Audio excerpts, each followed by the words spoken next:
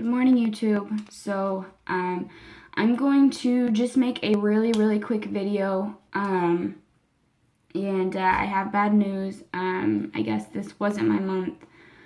I decided to not do my beta because I took a test this morning and it was negative, like blatantly negative. Like you can't, I mean, of course, like I'm gonna always see some kind of a line, but, it's not there. And, I'm due tomorrow.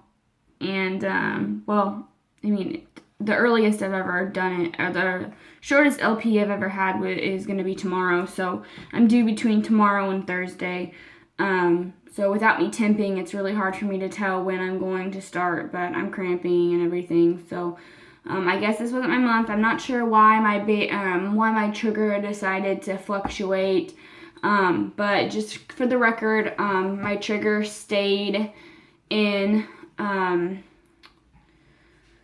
let's see, today I am 13 DPO, so that would make me 12 DPIUI and 14 days past trigger. So, my trigger stayed in 13 days past trigger. So, and that's only, 5,000 IU, or MIUs. So, it should have been out a long time ago, and I guess that's why I got my hopes up. My RE told me it was supposed to be out at 7, but that just goes to show you that everybody's body's different, and even though the standard is 7 days past trigger, it's gone. Mine obviously wasn't. Mine stayed in for a lot longer, almost a week longer, so I'll go ahead and show you guys the test. I mean, I keep looking at it, and it's just so devastating because I really thought this was it, and so did my husband, and I just can't believe it, honestly, because this was our last IUI. We're going on vacation next month, and I'll be ovulating in the middle of vacation, so no IUI there. And then we were going to do IVF in June, but they want, even though my insurance covers 100%, they want us to pay all of our previous bills, which would be all of my IUIs and my testing that I've done thus far. I have to have it completely paid off before they let me do my IVF, which is a couple grand, and then they want us $1,000 down payment for IVF, and my insurance covers everything because we've already met our deductible, so we have 100% coverage. So I'm just like mind blown that I don't know when I'm actually going to be able to try anymore. I mean, of course, we'll do timed intercourse, and I'm going to continue to take letrozole. I'm going to up my dose next month from 5 milligrams to 7.5 milligrams. So just because I only had one follicle and I didn't ovulate on my own. So I'm hoping that I can talk them into upping my dosage, which I already talked to them about, and giving me the trigger shot ahead of time, like giving it to me, and I can self-administer it. That way, if I don't get a surge by cycle day 16 next month, I'll be able to trigger on my own while I'm on vacation. That way I know at least I did release an egg. That way we at least have a chance. But I'm probably not going to be testing it out next cycle. This was way too emotional for me. I love seeing that positive, but at the same time, I mean, it really does get your hopes up unless you know what to expect. And I mean, I guess now that I've seen that my body gets rid of it so late, I would know, from here on out when it would go negative and when I would go positive. But as of right now, it's negative. It's blatantly negative. It's not going to be getting positive anytime soon. I can tell you guys that. So beta's canceled. No point in going in and wasting $200 on a beta. And then I guess I'm just going to wait for my period, which should come around. I'm feeling it probably tomorrow or Wednesday. So, sad news. I know that you guys are just as disappointed as I am. I'm pretty bummed out about it. I should have known though, because yesterday, it was so faint, and then I took another one last night that I didn't tell anybody about. I didn't show you guys or even show my husband, and it was negative. There's not even a hint of a line, and I just thought maybe my urine was super diluted, but nope, it's negative. And what breaks my heart the most is that, is that like I can pretend that I see a line, and it's weird because I've been seeing lines for the last 2 weeks, and it's like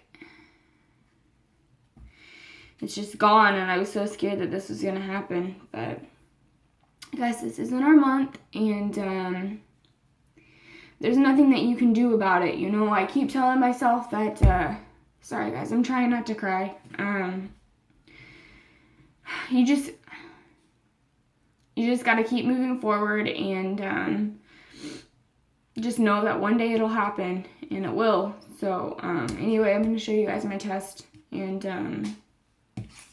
yeah. So here's my test. It's really negative. I'm going to pop it out just because I can.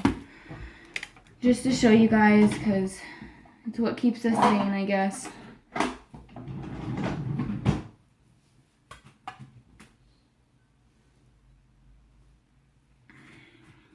mean, it's really devastating.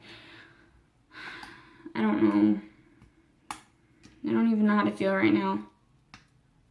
I'm just so pissed off.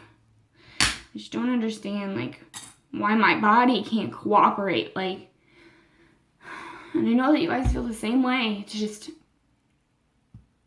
so frustrating. Why, like, you know, you often question, why you? Why are you going through it? What happened, you know? What happened? Why did you deserve to go through this? You know, I have this friend that got a false positive this cycle too on an FRER, and you know, she's just, you know, she's struggling with secondary infertility, and it's terrible. It's just such a terrible feeling. You know, there's so many kids out there that, you know, struggle, that they're, you know, that they're abused and they're not taken care of, and they're homeless, and they're, you know, they're everything, and like, we can't conceive one on our own, and I'm never going to stop trying. I'm never going to stop trying. But I'm going to go through as many IVFs as my insurance will allow me to, and I think it's 4. I think they'll only allow me to do 4. So if those all fail, then we're going to start the adoption process. And we've already discussed it. We already know that that's a possibility, and we've already talked about it, that we have plans.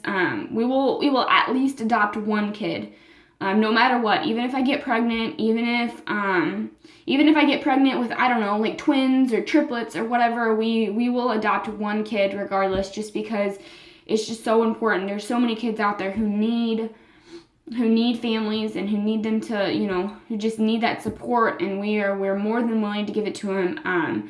You know, it's not something that's in our cards right now, just because we're so young, and you know, we have a house, but it's not the location that we want to be at, so we're waiting to buy a house at a different location, and you know, we want to be more stable when it comes to adopting, because even though the process can take up to a year, you know, it's still something that we want to bring that child, because we know we're not going to get a baby. We know that we're going to get, you know, like I think the average is like between 5 and 7 year olds. And, you know, me being 23, a 5 to 7 year old, that's a pretty old child for us. So, I mean, we're still going to adopt. It's definitely something we're going to do. But it's something that we're probably going to do at least before I turn 30. We're going to try to adopt. We would love to adopt siblings. We were actually looking into it because we were getting ready to buy a house in Florida. And we were looking into Florida's, I can't remember what the website's called, but it's an adoption center in Florida. And they had siblings. It was like 2 boys and a girl. And I think that the family had died in a fire, but the children survived. And we were actually really considering adopting them. And I know it sounds crazy because it's like 3 kids, but it's like something just like stuck out to me when I saw their picture, and I just immediately fell in love with them. And anyway, that's not what this video is about. It's about my stupid big fat negative. So we have plans, and I'm just trying to keep moving forward and think about everything that's positive, everything that's happened. I'm just thankful that I'm just thankful that I know that I have a lot of eggs. I have a high AMH level, which is consistent with PCOS, but what that means is that I have a lot of eggs. I didn't ovulate. I barely ovulated from the time I was, pubescent until I was 18, 19. Until I started taking medication, I only ovulated once or twice a year. So I have lots of eggs, lots more eggs than someone my age. I think my AMH count was 70, which the average is like 20. So I'm thankful for that. I'm not sure why I'm not getting pregnant. I know I have PCOS, but really all PCOS does is prevent you from ovulating. So considering that I'm ovulating, I have an average chance each month, and we went through now 9 ovulated cycles, and I still haven't got pregnant, which is, I guess if you want to consider it like us having regular, because I'm ovulating and we know that the sperm's in there, so I guess technically it's, it takes an average couple 6 months to a year to get pregnant. So if you want to just look at that and not the years we've been trying, the years that I've been ovulating, I guess we're right around there. So trying to look positive, trying to stay positive, trying to look ahead. That's just the most important thing. Is it's so silly, but it's like halfway on my 2-week wait, I call my RE and I make plans for next cycle. I don't even think I'm pregnant. They're like, okay, well, what if you're pregnant? And I'm like, well, if I'm pregnant, then we're not going to be doing it. And they're like, okay, well, just call us back. And I'm like, no, I want a plan. And I know that they think I'm crazy, but it's just the best way to cope for me at that point. Just to kind of just deal with it right then and there and be like, okay, I'm not pregnant. This is what we're doing next cycle. This is what we're doing next cycle. And it just helps me so much to push forward and to see what we're doing next cycle. And I don't know, I'm devastated because I really did think this was the one. I'm not gonna lie. I know that I kept saying, that there's a possibility it's not. I think it's the trigger, but I just had such high hopes that I thought it was it, just because the trigger was still in my system for so long. And I don't know, I just got my stupid hopes up, of course, and of course I see a line, but you know what, that doesn't even matter anymore, because I know I'm not pregnant. I don't know, I'll probably call my RE today and be like, hey, I tested out the trigger went almost negative, it came back really strong, and then it's been wishy-washy, it's been positive, negative, and just ask them if they want me to go get a beta done. But I'm not so sure that I actually want to hear beta results right now. I'm not sure that I want to hear another phone call saying, sorry, it was negative, you're not pregnant, because that's just devastating. I know my I think it's phlebotomist, or I think that's what it's called, the people who draw your blood. I think that's what it's called. But I know her so well. I know her by the first name. When I come in, she's like, this is it, right? This is your month. She gets so excited. She hopes that she's the one who's able to see it first. She's the first person to see it. And I know I've been going to this clinic for almost 10 years. They've helped me out through everything in my life. So, I have a lot of people rooting for me, and I'm just so pissed off. And I think that, what makes me the most angry is, I have a great-grandma, and she's still alive. She's 93. She's getting ready to be 94. And, she's a tough cookie. She is hanging in there. She's so strong. She's been through hell and back. She's had multiple falls. She's to the point now to where, she still lives on her own. She's a strong woman, but she has a walker and everything, and she's still so independent. She cooks for herself, and she's just an amazing woman. But she found out that she had cancer recently at 93, and she survived an 8-hour-long surgery. And I can't help but think that she's holding on for me, because she knows what I'm going through, and she's helped me out so much with payments and everything, and she wants it just as bad as I do. And I think there's nothing more I want in this world to be able to tell her that she's going to be able to see her great-grandchild, and it just breaks my heart to know that I don't think it's going to happen. But I guess that's enough for today. I'm not going to continue being sad and making you guys sad. I guess I'm probably going to call my mom and have her come and get me. My husband took the car to work, and I can't be alone on days like this because I'll just go into like a really like deep like sadness coma, and I'll just like cry all day. So I'm trying so hard not to cry, guys. I'm so sorry. So I'm going to show you the test. Obviously I see a faint line, but at this point it's not getting darker, it's getting lighter, so it's the trigger. So it's time to move on. I go on vacation next month, actually in a couple weeks, like the 21st, so that's something to look forward to.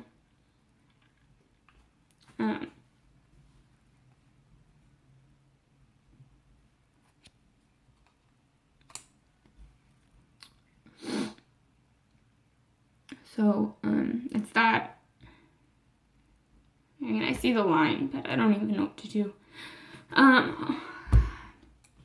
I gotta tell you guys is just to stay strong, because this is a tough journey and it's hard, and it tests you as a woman, it tests you as a future mother, it tests your relationship, it tests your patience, your anger, your love, your compassion, it tests everything.